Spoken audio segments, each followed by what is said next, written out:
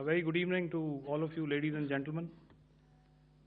You are all by now familiar with the brutality and the dastardly manner in which 26 innocent lives were prematurely terminated at Pahalgam on the 22nd of April.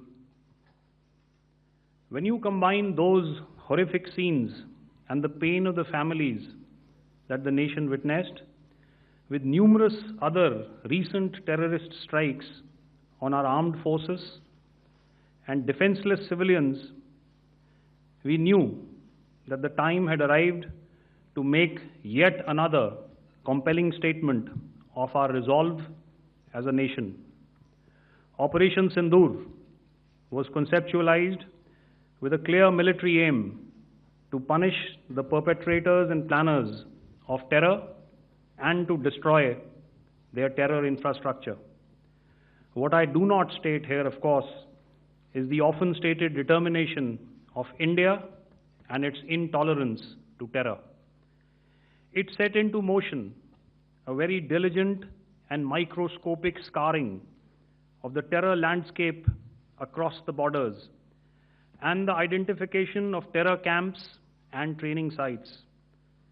The locations that emerged were numerous, but as we deliberated more, we realized that some of these terror hubs were now bereft of any presence and had preemptively been vacated, fearing retribution from us.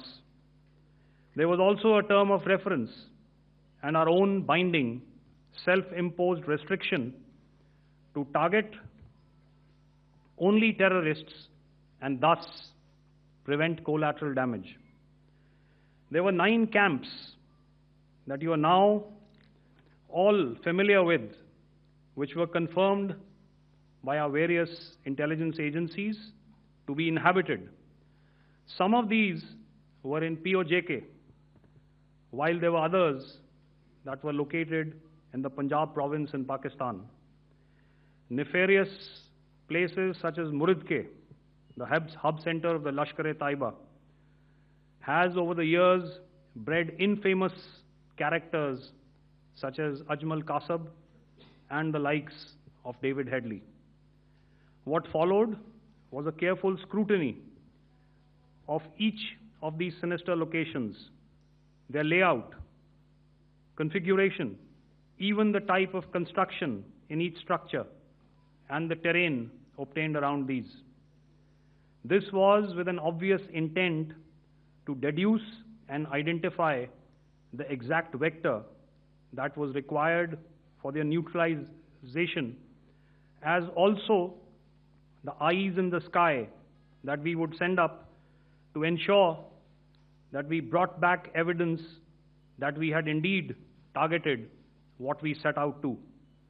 The precise images of these engagements on that fateful and historical night have already been showcased during the first press statement on the 7th of May that was helmed by our Foreign Secretary.